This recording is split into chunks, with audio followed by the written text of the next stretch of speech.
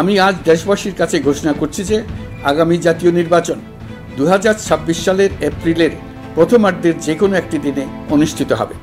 প্রধান উপদেষ্টা ডক্টর মোহাম্মদ ইউনূসের জাতির উদ্দেশ্যে দেওয়া ভাষণকে কেন্দ্র করে দেশের রাজনীতিতে আবারও শুরু হয়েছে উত্তাপ। আগামী নির্বাচনের সময় ঘোষণা এবং ভাষণের বক্তব্য নিয়ে তীব্র ক্ষোভ প্রকাশ করেছে রাজনৈতিক দল বিএনপি। বিভিন্ন রাজনৈতিক দল এবং বিশ্লেষকরা সতর্ক করেছেন, এ সিদ্ধান্ত দেশের রাজনৈতিক সংকট আরও গভীর করতে পারে।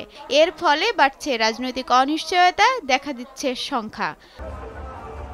গত শুক্রবার জাতির উদ্দেশ্যে দেয়া ভাষণে প্রধান উপদেষ্টা ডক্টর মোহাম্মদ ইউনূস ঘোষণা করেন, আগামী জাতীয় নির্বাচন অনুষ্ঠিত হবে 2026 সালের এপ্রিলের প্রথমার্ধে।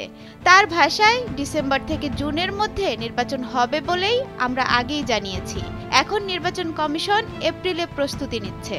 তবে এই ঘোষণাকে কেন্দ্র করেই ক্ষোভে ফুঁসে উঠেছে বিএনপি। দলটির দাবি, প্রধান উপদেষ্টার এই সময় নির্বাচন করার প্রস্তাব বাস্তবতা ও নিরপেক্ষতার পরিপন্থী। ডিসেম্বরের মধ্যে এই নির্বাচন চেয়েছিলাম, জনগণের প্রত্যাশাটাই ছিল। ভাষণের পরপরই বৈঠকে বসে বিএনপির জাতীয় স্থায়ী কমিটি।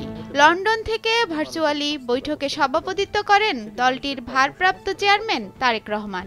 বৈঠকে বলা হয়, প্রধান উপদেষ্টা শব্দচয়নে রাজনৈতিক ভব্যতার সীমা অতিক্রম করেছেন এবং বিশেষ একটি রাজনৈতিক গোষ্ঠীর দ্বারা প্রভাবিত হয়েছেন।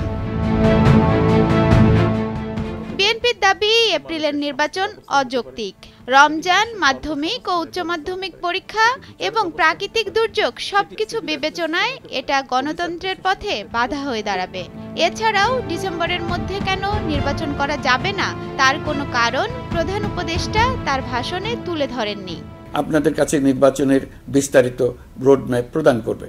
বিএনপি সহ অন্তত 30টি রাজনৈতিক দল ডিসেম্বরের মধ্যেই নির্বাচন চায়।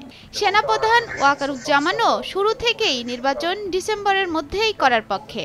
বিশ্লেষকরা কেউ কেউ বলছেন, নির্বাচনের সময়সীমা নিয়ে বিএনপি ও সেনাপ্রধানের বক্তব্যের বিপরীতে জামায়াতের পরামর্শ গ্রহণ করার মধ্য দিয়ে ডক্টর ইউনূস বোঝাতে চেয়েছেন যে তিনি চাপের মুখে কিছু মেনে নেবেন না।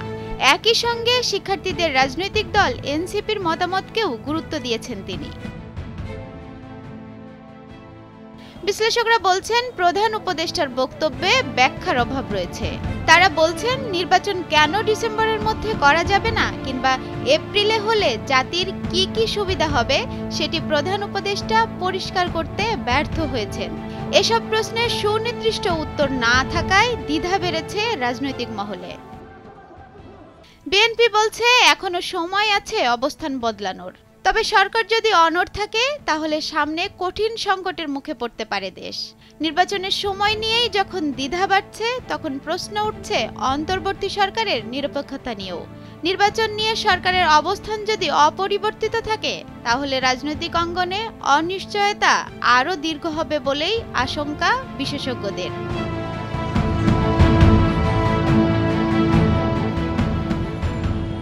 অনামিকা রায়, ভোরের কাগজ।